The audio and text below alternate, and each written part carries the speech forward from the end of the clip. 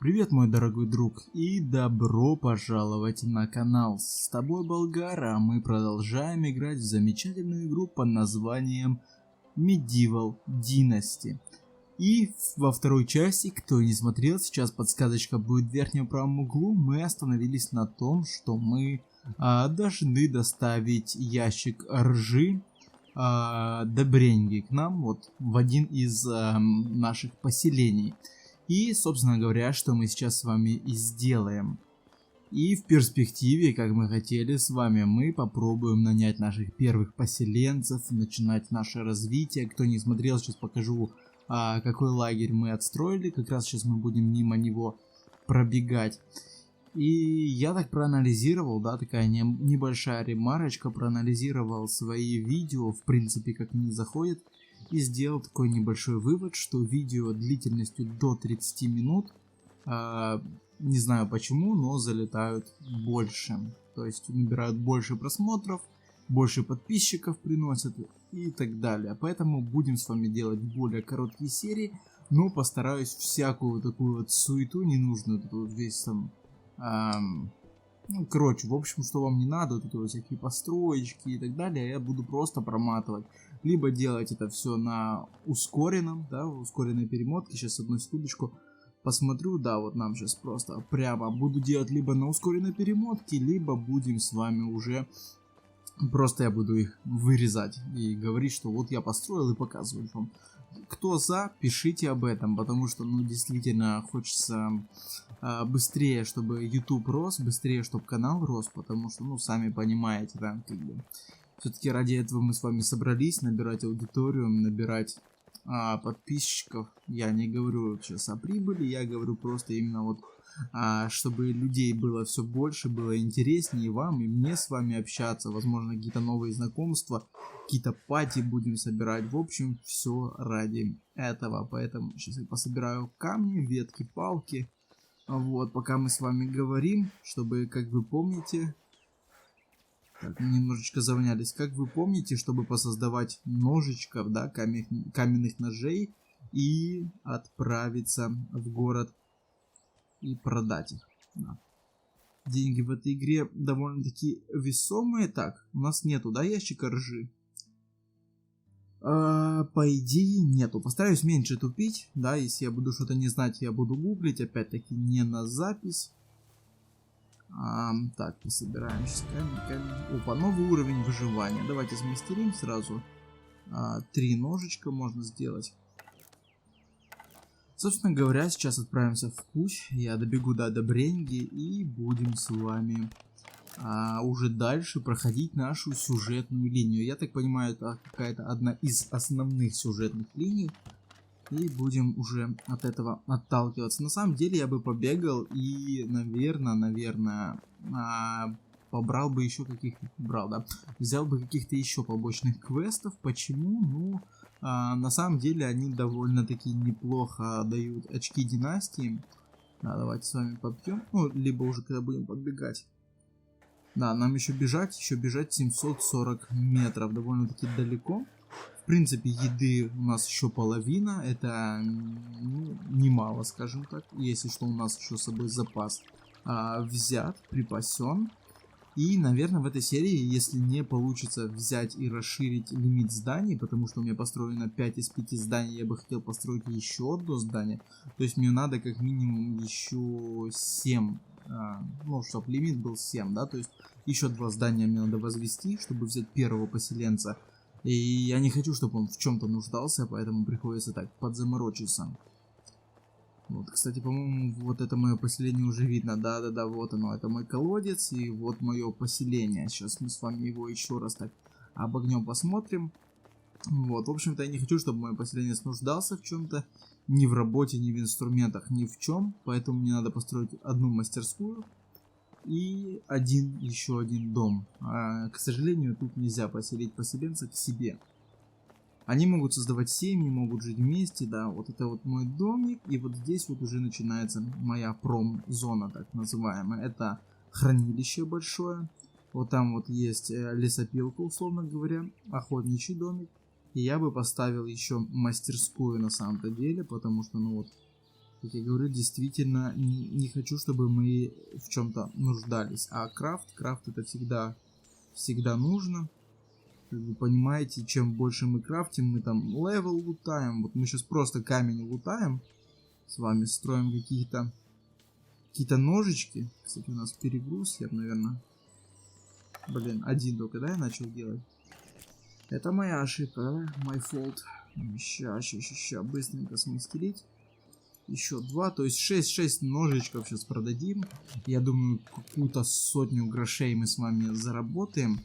И я бы купил ведро, по-моему, я в прошлой серии его так и не купил. Либо я купил и забил. Не помню насчет ведра, кстати. В любом случае его можно украсть. Это 100%, можно ночью прийти, украсть. Не знаю, насколько сильно от этого репутация династии портится, если тебя не спалили и ночью ты воруешь. Но, если так можно будет, я протестирую, в общем-то, опять-таки. Ну, думаю, лучше купить. Оно там стоит, опять же, копейки какие-то. Так, нам бы попить, но уже попьем, когда будем прям возле города. Помоемся, попьем и будем с вами дальше общаться. Сейчас у нас сезон весна, да, вот птички поют. Так, я хочу посмотреть, у нас еще... у нас 14 камней и из-за чисто веток перегрузка, да? Сколько не хватает веток, чтобы смастерить? Еще одна ветка, окей. Да, я просто хочу побольше денег залутать, чтобы все-таки будем с вами такими порядочными людьми, будем покупать, меньше воровать. Потому что здесь воровство... Ну, пока что я не понимаю, в чем его прикол, потому что, допустим, в том же Скайриме мы могли себе там наворовать, там какие-то там сундуки повскрывать и так далее. Здесь я не нашел по каких-то замков, взломов, то есть системы взлома здесь по идее нету. Ну, как бы как-то так. То есть ты пришел, забрал, если тебя не спалили, красавчик, спалили, минус репутация. Что ж, мы подбегаем с вами к Добреньге, почти вот она идет, поговорить. Дай поговорить. С возвращением. Кто-то заказал доставку ржи.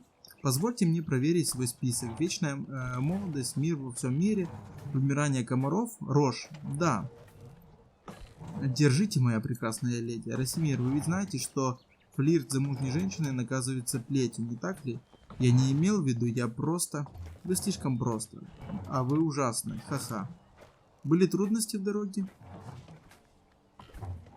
Никто. Я должен был это сделать. Немного. Но такой большой искатель приключений, как я, не смог бы справиться. Мне уже жаль убитых драконов. О да. Оборотни определенно не обрадовались этому. Ого, 200 монет. Вот ваша оплата, завоеватель. Просто поручение. Простого поручения. Завоеватель простого поручения. В таком случае я прощаюсь с вами как состоятельный человек. Берегите себя, Добреньга. Отлично. Репутация семьи плюс 100. Покажите мне свои товары. И каменный нож. Почему он один? Видимо, я что-то пропускаю. Вот. 8 штук. Продаем. И еще 160 лутаем. Отлично. Камень ладно, камень пока продавать не будем. Я хотел, по-моему... Да, если у него здесь нету воды, по идее, я ее, значит, купил. Когда-то. Когда-то я ее купил. Бутылка для медовухи. Ну, в принципе, по идее, у нас нет проблем. Скажем ей до свидания. Задание завершено. Поговорить с Юнигост. Так, где он? Он в таверне. Сейчас он чилит в таверне. Пойдем. Сколько у нас репутация династии? У нас 400 репутация династии. Воу, мы можем набрать, ну, довольно-таки немало людей. Давайте поговорим. Здравствуйте, Расимир. Как обустраиваетесь? У меня пока что все отлично. Чудесно, Расимир, но вы не вовремя. Мои обязанности смотрителя ждут меня. Конечно, я понимаю, все в порядке. Да, я не уверен, если честно.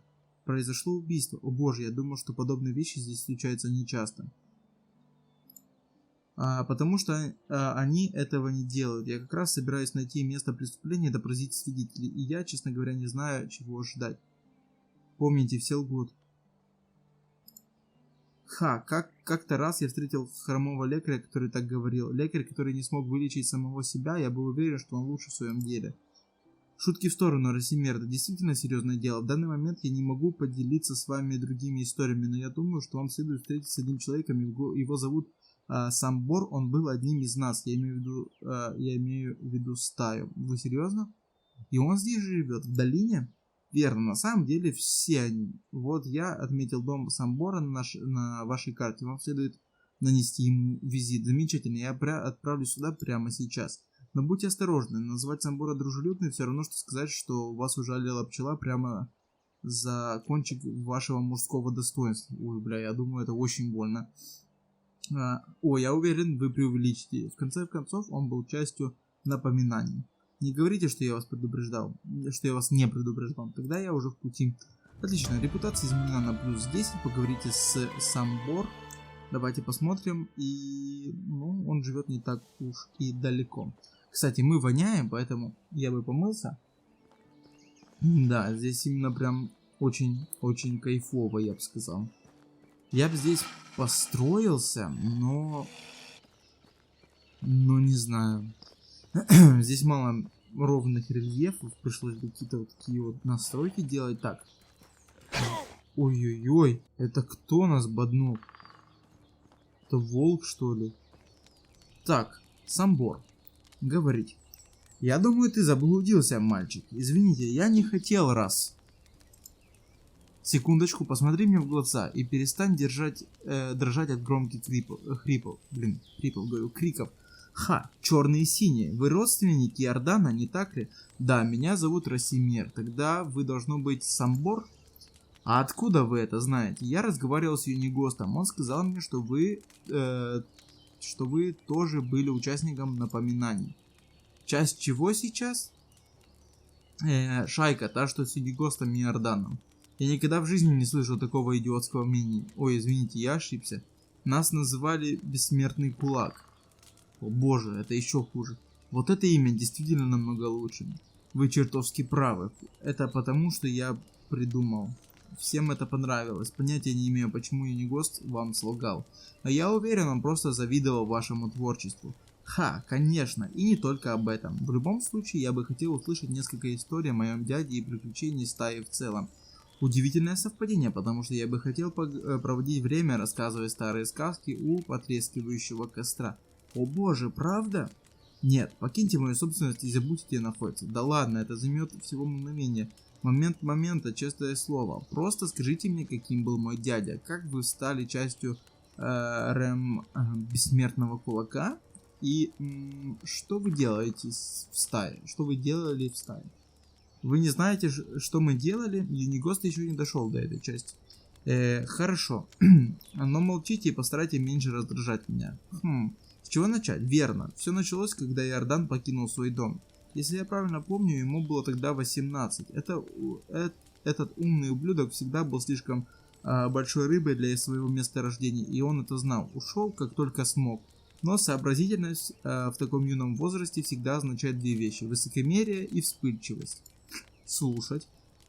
Его план состоял в том, чтобы отправиться в большое приключение. Вот и все. Довольно подробно, да? Такой путь вымощен скелетами юных идиотов. Но никто из них не был Иорданом. В любом случае, он бдителен. Он бродил несколько дней.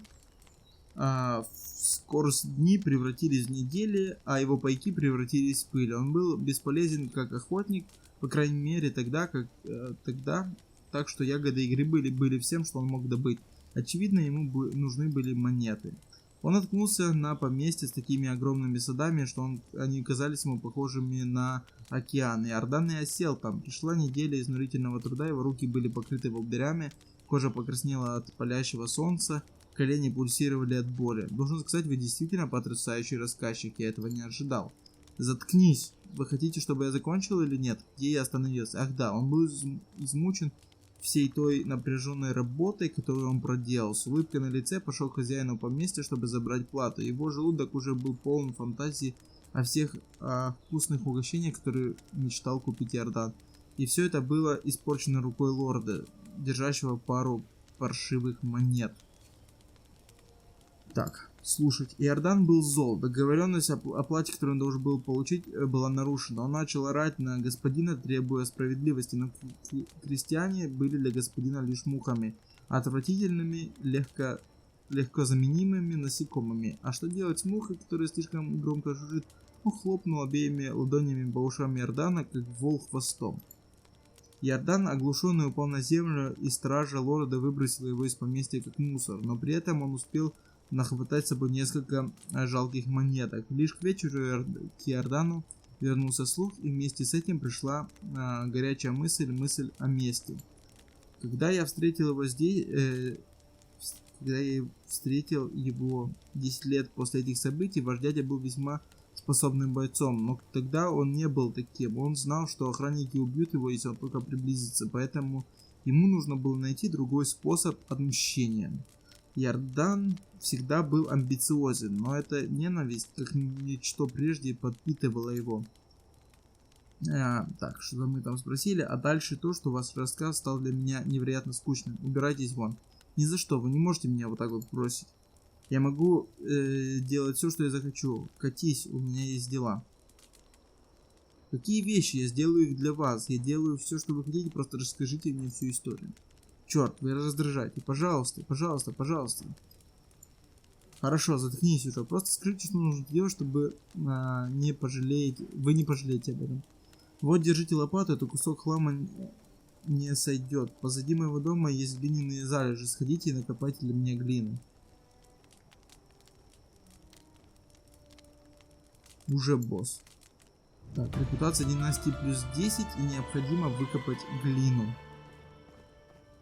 И где она находится? Он говорит, за домом. Блин, но у меня еще и факела нету. Как сделать факел? Соломы 10. И соломы нету. Ё-моё. Так, я думал, я сейчас загорюсь. А я спать не могу, да? Спать не могу, и очень темно на самом-то деле. Ну вот же залежи глины, не? Или вот это он имел в виду? Вот, он имел в виду вот это. Понял. Наконец-то я их нашел. Глина есть.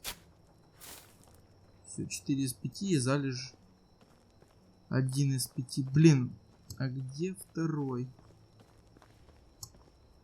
Ветки, ветки, ветки. Так, это его дом. Что ж, ребят, я в этой темноте нашел залежи глины. И выкопаем с вами последнее, скажем так. Все. Задание обновлено. Доставьте глину вот этому самбору. Необходимо доставить, но вероятнее всего он спит. И я сейчас хочу погуглить, пока он спит, пока мы с вами ждем ночь. Для вас ночь будет мгновенно, а для меня я не могу нигде здесь поспать. Поэтому придется просто сидеть и ждать. Как бы это печально не звучало. Что ж, дорогие друзья, я принял решение перезагрузить игру, потому что я застрял просто в этом доме. Где-то вот здесь. Вот так, короче, я застрял. И не мог отсюда выйти почему-то. Я просидел до утра, в итоге перезагрузил и выполнил задание. Так, давайте с ним поговорим. Нате вам вашу глину. Теперь вы закончите свой рассказ. Хорошо. Итак, как я уже сказал, Иордан тогда не был хорошим бойцом. У него было ни денег, ни связи, но у него было кое-что другое. Необычная способность. Понимаете, с ранних лет Иордан был исключительно хорошим лжецом. Никаких потных ладоней, никаких трещин в голосе. Спокойное, ровное дыхание, постоянный зрительный контакт. В конце концов, ему удалось справиться с любым давлением, даже в самых безумных ситуациях. Но изначально все было не так. Он не чувствовал себя дискомфортно, лгав. Вообще, для него это было так же естественно, как дышать. У него не было никакого раскаяния. Это все очень интересно и все такое, но что случилось с господином? Ладно, давайте слушать. Он придумал план настолько глупый и нереалистичный, что трудно поверить, что он сработал так идеально. Сначала он убедил портного из соседнего городка сшить ему целый комплект одежды, достойный самых богатых дворян. Тончайшие ткани, шелковые нити, что угодно. Ужасно дорого. Так как он мог, так как же он смог себе это позволить, спросите вы, он просто не заплатил за это. И он таки украл? Я такого не говорил. Иордан не был вором, по крайней мере в традиционном значении этого слова. Кроме того, разве я закончил чертову историю? В своей новой одежде он отправился в замок короля того королевства и вошел в него. Хорошо, теперь я знаю, что вы все это выдумали, это просто невозможно. Ага, вы абсолютно правы, это так. Безумно даже думать о том, чтобы это осуществить.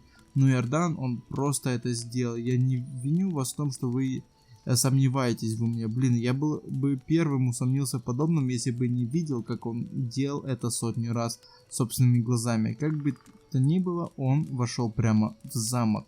И как бы только он оказался там и выполнил свой план. Уложился в его жену, чья жена? Короля. Жена короля? Это действительно. Можно уточнить, план состоял в том, чтобы попасть в замок и возлечь с королевой? Именно так, вы были правы, это самый абсурдный идиотский план, о котором я когда-либо слышал. Я вам говорил, но все сработало отлично. Я все еще не понимаю, что сработало, чего он этим добился.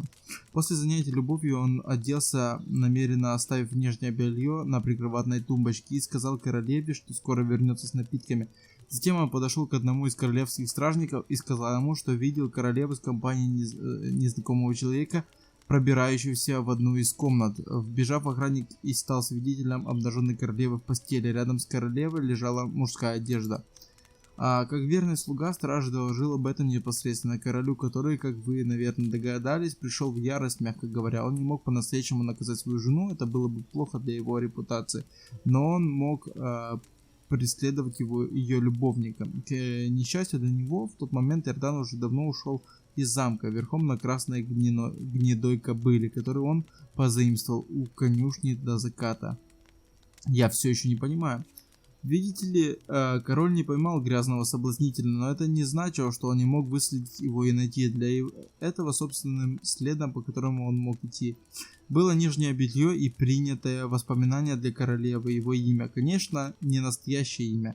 Когда он представился королеве, он использовал имя Сады Господни.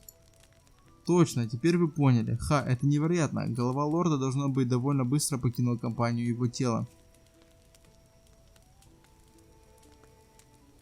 Разве за это не повесили господина? Все это кажется довольно экстремальным. Его не убили, это было бы не в стиле Иордана. Королева умоляла сохранить ему жизнь, поэтому король бросил его в темницу, где он провел оставшиеся дни. Иордан был просто восхитительный, и все это благодаря его смекалке и речи. Он определенно показал господину, что тот не должен был поступать с ним плохо. Не поймите неправильно его причины, Иордан не пошел через все это только из-за того, что с ним сделал господин. Видите ли, господин был жестоким, беспощадным зверем. Он плохо обращался со всеми своими подданными, убивал ради забавы, насиловал ради спорта. В народе его назвали прачкой, потому что одной из его привычек было топить своих ублюдков в озере сразу после рождения, как нежеланных котят. Иордану нужно было его остановить, и он это сделал. Но это еще не конец истории. После поимки лорда кто-то должен был занять его место. У него не было знакомых приемников, но затем в невероятно идеальное время появился дальний родственник лорда, очаровательный молодой человек с двумя разными глазами. Вы давно бы шутите, он легко завладел всем имуществом осужденного родственника, но Иордан этого не хотел, не для себя, поэтому он взял из казны все 3 мешка с монетами, а все остальное оставил в руках крестьян. Они были в восторге. Я могу вам сказать, что ему до сих пор там поклоняются. Да и еще одна вещь. Почему 3 мешка, спросите вы? Вы просто... Все просто. Один портному, другой конюху, у которого он взял лошадь с точным количеством монет, которые он по праву должен был заработать за свою работу в саду. Это 3-й.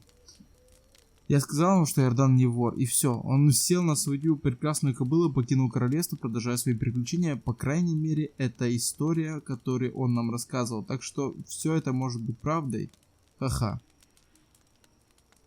Но именно так все и было с Иорданом. Теперь я понимаю, о чем мы говорили с Юнигостом. Он действительно кажется сюрреалистичным.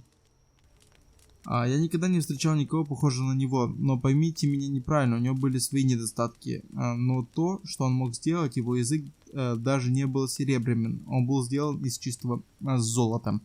Но подождите, вы не сказали мне, чем была цель бессмертного кулака?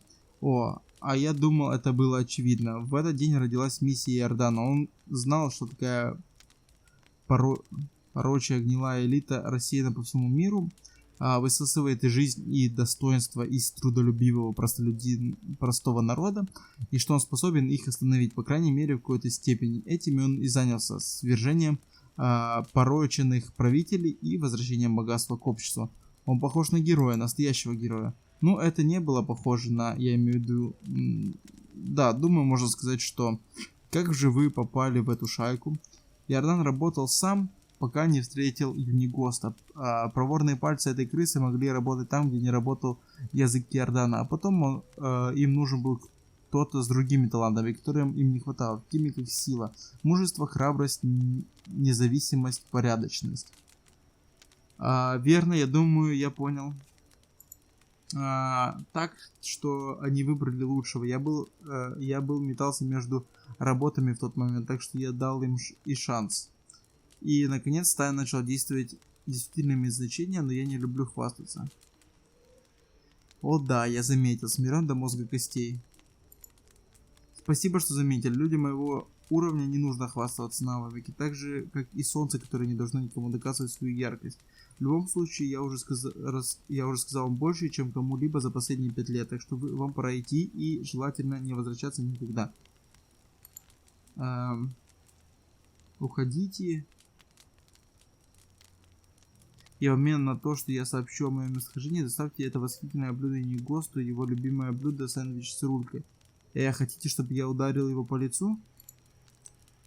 Я заикнулся? Нет, сэр, конечно нет, я уже еду, сэр. Все.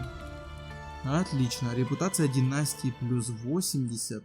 На часах у нас карта 22, 40, 24, и я думаю, нам пора отправляться в путь. И пока темно, я думаю, мы на этом с вами закончим. Всем большое спасибо за просмотр. В следующей серии мы отправимся с вами к Юнигосту и продолжим эту сюжетную линию, история Юнигоста.